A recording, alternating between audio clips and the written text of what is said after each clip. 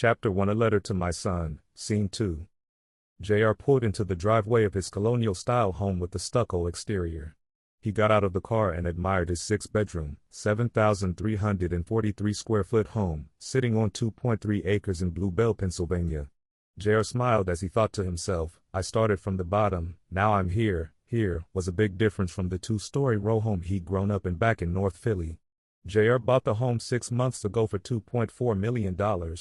J.R. paid for his new home with his proceeds from his record company and his real estate business. At least, that's what the paperwork says.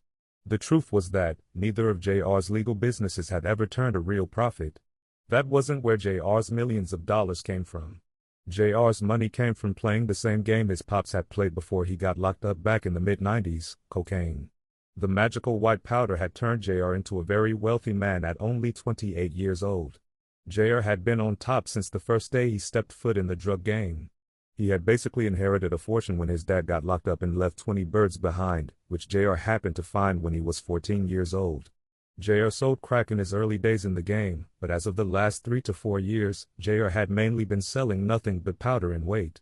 He still held on to a couple of his crack spots from the early days, but J.R. was known around town as the man with the cheapest prices and best quality powder cocaine. J.R. was also known in the streets for all of the bodies that him and his crew had racked up over the years. J.R. was no joke, and everyone who knew anything, knew it.